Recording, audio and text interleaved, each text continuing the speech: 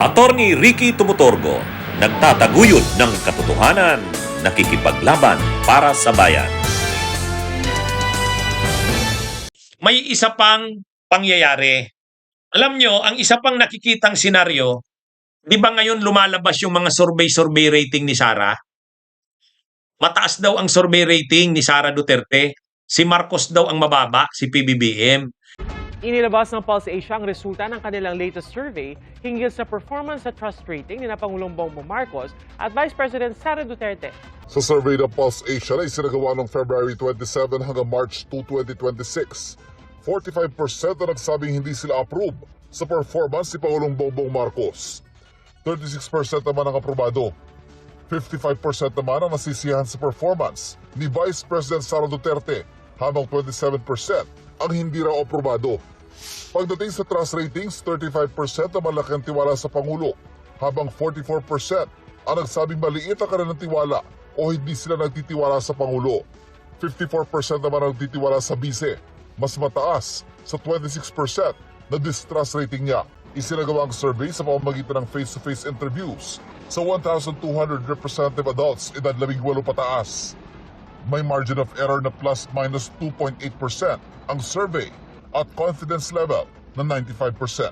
So, dahil mataas ang survey rating ni Sara Duterte, papalabasin na naman ang kampo ng mga Duterte at pwedeng gamitin din nila yan sa depensa nila na, di ba, betrayal of public trust, isa sa mga grounds?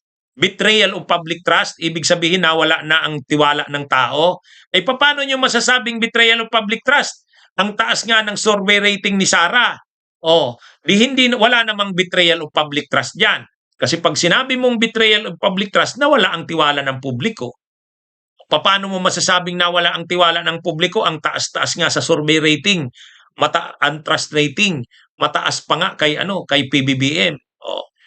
Ang BP Sara niya, 55% approval, 54% trust.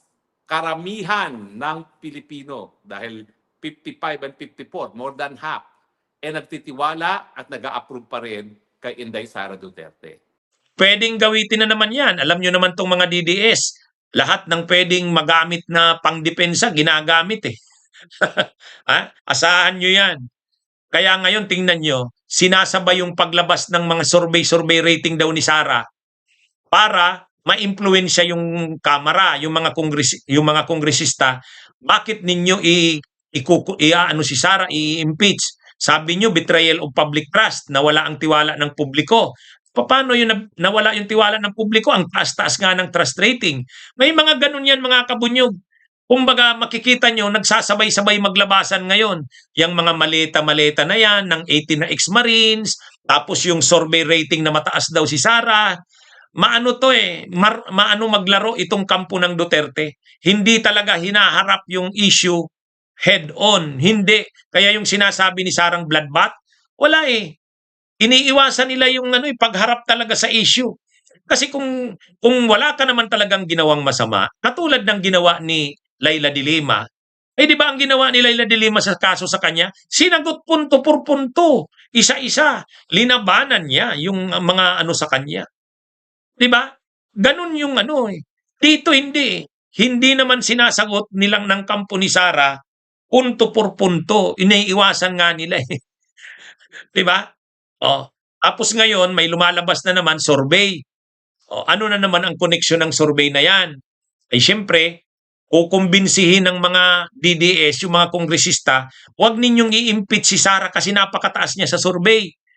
Madadamay kayo dyan. Kapag in-impeach nyo siya, matatalo kayo sa mga lugar ninyo pag tumakbo kayong congressman.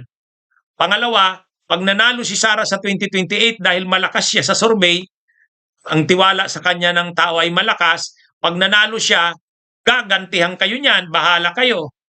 Oh, kaya nakikita nyo, yung paglabas nitong mga survey na to, nakakaduda na naman. Mind conditioning na naman. Diba? Ano ito mga kabunyog? Ganyan yung kanilang mga gawa kasi hindi nila sinasagot punto por punto ang mga issue.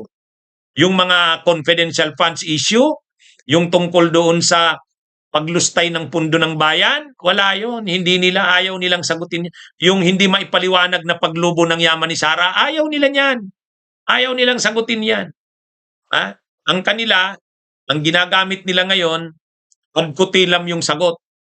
Kaya magpa-file na naman sila ng question sa Korte Suprema. At itong survey ni Sara, questionably na naman ang paglabas nito. Unang-una, para lumabas sa mga kongresista, matakot sila na tinatakot ang mga kongresista, wag ninyong i-impeach si Sara kasi ang lakas ng survey rating niya. Mananalo yung presidente sa 2028. Pag nanalo yan, bahala kayo. Di ba? Yan yung niyan eh. Pangalawa, gagamitin na depensa yan nitong mga abogado ni Sara. Sasabihin nila, anong betrayal of public trust? Sinasabi niyong betrayal of public trust.